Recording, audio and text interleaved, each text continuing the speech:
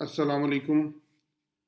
PSX weekly review के साथ नवंबर 15 से नवंबर 21 तक ये जो हफ्ता गुजरा है ये किस तरह रहा और आगे आने वाला हफ्ता किस तरह परफॉर्म कर सकता है के साथ मोहम्मद अब्बास जट। वीडियो को पसंद आने पर लाइक शेयर और सब्सक्राइब ज़रूर कर दिया करें। ये जो कोर्स आपकी स्क्रीन पे आ रहा है ये आज इसके रजिस्ट्रेशन का आखिरी दिन है। आप चाहें तो आज शाम तक इसमें रजिस्टर होकर मार्केट में बेहतरीन काम कर सकते हैं और हमारा दावा है कि आप इंशाल्लाह अपनी पहली ही ट्रेड में ये जो फीस आप हमें पे करेंगे ये आप वापस हासिल कर सकते हैं। 16 नवंबर को 40,500 पे था, 17 नवंबर को 40,652 पे और फिर उसके बाद 18 नवंबर को 40,514 पे, फिर 40,540 और 40,187। यानी कि सेकंड डे में सबसे हाईएस्ट कौन सा वॉल्यूम मार्केट ने सबसे हाईएस्ट इंडेक्स के को टच किया 40,652 को। तो मैक्सिमम जो रहा आपका 40,652 तक आपका मैक्सिमम इंडेक्स गया, जबकि लोएस्ट में 40,187 पे आके बंद हुआ। तकरीबन ये 500 पॉइंट के अंदर अंदर ही मार्केट जोन से वो घूमती रही। 504 से स्टार्ट हुआ वीक और 40,652 हाई लगा और लो जोन सा 40,187 लगा मार्केट में। तकरीबन ये 382 पॉइंट कम था अपने पिछले वाले लेवल से। 40,504 से अगर देखा जाए 40,187, तो ये 382 पॉइंट कमी का शिकार हुआ, जो कि 0.94% डाउन था एक वीक के अंदर। जो स्टॉक है वो 5 सेशन के अंदर वोलेटाइल किस्म के नज़र आए आपको। इन जो 5 सेशन इनके अंदर जो स्टॉक्स हैं वो तकरीबन वोलेटिलिटी का शिकार रहे। अब देखें कि इसके अंदर KSE 100 के अंदर कौन कौन सी ऐसी न्यूज़ थी जिन न्यूज़ ने मार्केट को यहाँ पे रेंज बाउंड रखा। हालांकि पहली अगर न्यूज़ देखा जाए तो करंट अकाउंट जौन सा है वो सरप्लस हुआ।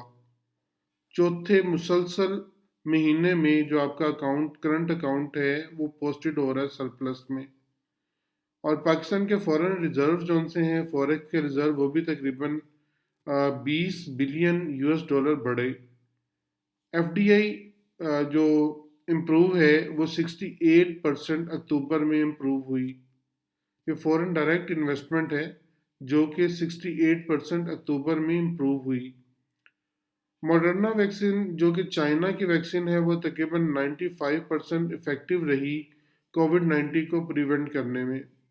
ये चारों न्यूज़ अच्छी न्यूज़ थी जो मार्केट को ट्रिगर कर सकती थी, लेकिन मार्केट को ट्रिगर नहीं मिला। क्या उसकी एक तो पॉलिटिकल नॉइज, उसके बाद IMF का विजिट और कोरोना वायरस के बढ़ते हुए केसेस, इन और ने इन तमाम मार्केट को उठा के वोलेटिलिटी का शिकार कर दिया। वॉल्यूम जो से मुसलसल डिक्रीज हो रहे हैं। वीक ऑन वीक बेसिस पर जो डिक्लाइन हुए वो 40.8% डिक्लाइन हुए, जो एक बिग डिक्लाइन है। और वीक ऑन वीक बेसिस पर जो तकरीबन 170.98 मिलियन शेयर जो से हो रहे डिक्लाइन हुए। अभी हम बात कर रहे थे जो KSE 100 है वो क्लोज हुआ 40K से अबव। यहाँ से लग रहा है कि मार्केट अभी वोलेटिलिटी का शिकार होगी। जो अपकमिंग सेशन है उसकी रीजंस क्या हैं कि IMF का जो इस वीक में विजिट है, जो पाकिस्तान का विजिट कर रही हैं, और लेक ऑफ जो पॉजिटिव ट्रिगर है, ये हम बार बार बात कर रहे हैं कि अभी तक मार्केट को कोई ट्रिगर नहीं मिल रहा मार्केट को अप लेके जाने में। और जो उसके लो वॉल्यूम है मार्केट को वोलेटाइल रखने का बड़ा सबब बन रहे हैं। और थर्ड जो सा मेन इशू है, मॉनेटरी पॉलिसी अनाउंस हो रही है 23 नवंबर को, जिसकी वजह से जो आपके इन्वेस्टर्स हैं वो अभी तक साइड लाइन है। अभी तक सिर्फ मार्केट को देख रहे हैं कि मार्केट जोन से वो किस साइड पे जाने वाली है। और लग रहा है कि मॉनेटरी पॉलिसी जोन सी वो अनचेंज रहेगी, क्योंकि कोरोना के जो बढ़ते हुए केसेस हैं एक दफ़ा फिर इनको मजबूर करेंगे कि आपकी मॉनेटरी पॉलिसी जोन सी है वो अनचेंज रहे। पॉलिटिकल टेंशन बढ़ रही है और कोरोना केसेस के नंबर्स इंक्रीज हो रहे हैं। ये खतरनाक बात है मार्केट के लिए। पिछले फर्स्ट क्वार्टर में जिनके रिजल्ट आए उनमें क्वेस है, वहान है, केल है, ASC है, ARW है, DSL है और FZ FZCM है। हाफ ईयर का रिजल्ट हीनो ने और एक्साइड ने दिया और थर्ड क्वार्टर का रिजल्ट SSGC ने और सिल्क बैंक ने दिया और एनुअल रिजल्ट सिमंस ने दिया। अब एक नज़र सेक्टर्स की आउटलुक पे कि सेक्टर में किस किस ने क्या क्या काम किया और कौन कौन सा सेक्टर जो अप रहा, कौन कौन सा सेक्टर क्लोज रहा। ENP का सबसे बड़ा शेयर था तकरीबन 2.2% के साथ। सेकंड शेयर OMC का था और थर्ड शेयर जो सा 1.2% का सीमेंट का और उसके बाद फर्टिलाइजर का। यानी कि ENP जो सा -2.2% डिक्लाइन हुआ, OMC जोन से -1.8% डिक्लाइन हुए, सीमेंट जोन से 1.2% डिक्लाइन पे गया और फर्टिलाइजर 0.7% जोन सा वो डिक्लाइन हुआ। मार्केट में एक मिक्स सा ट्रेंड देखा गया और इसके अलावा ENP, cement, OMC, fertiliser, power और टेक्सटाइल जोन से हैं वो मेजर कंट्रीब्यूटर थे मार्केट को नीचे लेके आने में। जबकि जो बैंकिंग सेक्टर था उसने 26 पॉइंट मार्केट में ऐड किए मार्केट को अप रखने में, लेकिन बेसूद साबित हुए। अब एक नज़र देखते हैं मार्केट में पॉजिटिव कंट्रीब्यूटर कौन से थे और नेगेटिव कंट्रीब्यूटर कौन से थे। बैंक जोन से वो पॉजिटिव कंट्रीब्यूटर्स में थे, उनमें UBL सबसे सरफहरिस्त, उसके बाद मेज़ान बैंक, उसके बाद इंटरलूप टेक्सटाइल और यूनिटी फूड और MCB बैंक का। यानी कि UBL, मेज़ान बैंक और MCB ये तीन मेजर बैंक थे जो अप रहे पॉजिटिव कंट्रीब्यूशन के साथ। और बाकी जो ILP टेक्सटाइल का सेक्टर है और यूनिटी फूड का स्टॉक है, इन दोनों ने भी मार्केट को उठा के रखने में अपना किरदार अदा किया लेकिन फेल हुए। दावा नेगेटिव कंट्रीब्यूटर में रहा OGDC नेगेटिव, सिस नेगेटिव, PPL नेगेटिव और कोलगेट जोनसा नेगेटिव। अब एक नज़र मार्केट की में मौजूद जो कंपनीज हैं उनमें किस किस में क्या क्या चीज़ ऐड हुई, क्या क्या चीज़ उनके नेगेटिव गई, उसके ऊपर एक नज़र डाल लेते हैं। SSGC Sui southern gas company ने क्लैरिफिकेशन इशू की regarding slashing of losses allowed to SSGC and SNGPL for RLNG by OGRA. और सेकंड बिग न्यूज़ थी शेल की। शेल पाकिस्तान ने इंक्रीज किया authorize share capital for ₹1.5 billion to ₹3 billion, जो इसके लिए एक पॉजिटिव न्यूज़ है शेल के लिए। और third news Al Shaheer corporate company की थी जिसने डिसाइड किया कि वो इंक्रीज करेगा authorise share capital ₹2 billion to ₹3 billion. Bank Alfalah become first Pakistani bank to be recognized as a market maker by PSX। एचकार का विटनेस किया गया लॉस जो कि 80.6% लॉस था, ईयर एंड ईयर बेसिस पर एक बिग लॉस था जो डिक्लाइन किया उसने इसके नेट प्रॉफिट को, और उसका net profit after tax zone से 145.8 मिलियन रहा। वेंसियन जो कि मुसलसल अच्छी न्यूज़ दे रही है, इसको कॉन्ट्रैक्ट अवार्ड किया गया सीवेज ट्रीटमेंट प्लांट का in Saudi Arabia. Bank Islamic ने अप्रूव किए जो AKD securities bid for acquisition of 77 million shares of BIPL securities.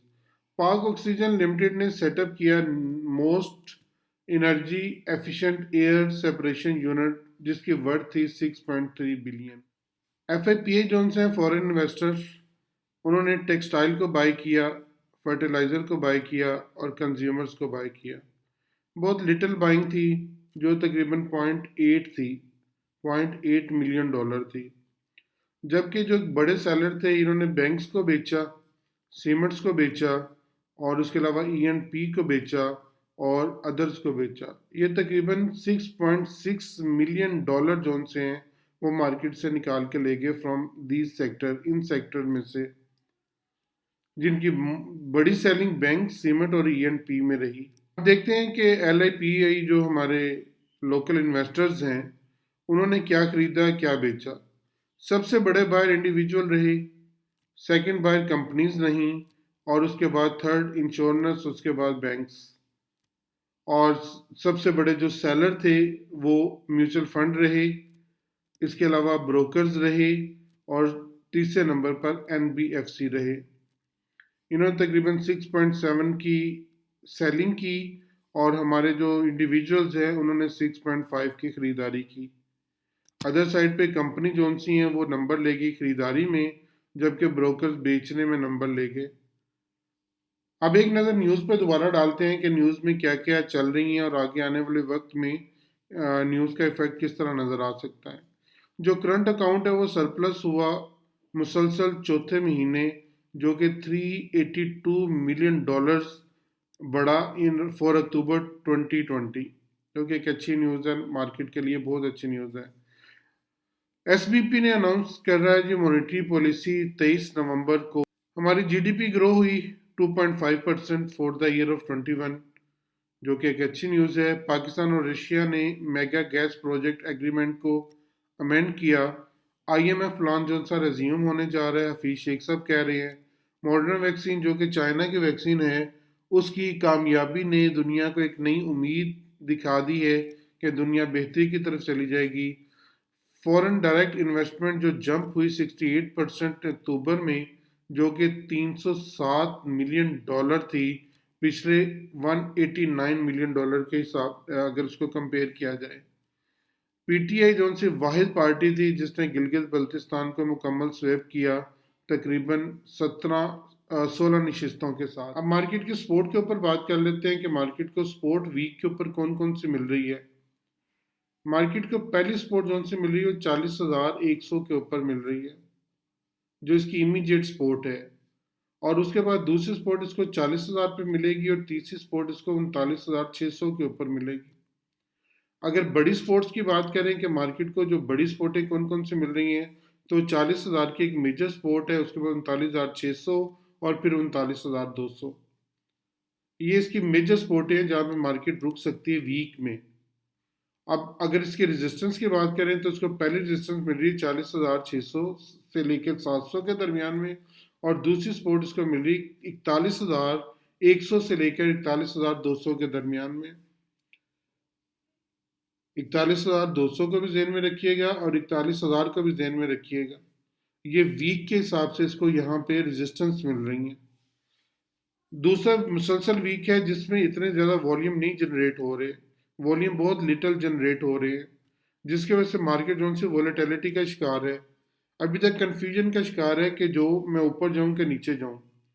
अगर ओवरऑल देखा जाए तो मार्केट ने अभी तक अपनी इस सपोर्ट को भी नहीं तोड़ा, बल्कि इससे ऊपर ही क्लोज हुई, जो मार्केट के लिए एक अच्छा साइन है। अब आने वाले वक्त में मार्केट किस तरह परफॉर्म कर सकती है, अगर तो यहाँ पे वॉल्यूम जनरेट होना शुरू हो गए तो मार्केट जो से वो बहुत ऊपर जाने की इस वक्त पोजीशन में है।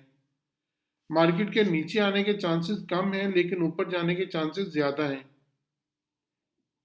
खतरात जो से मार्केट में कम है, लेकिन मार्केट में पॉजिटिव न्यूज अच्छी हैं।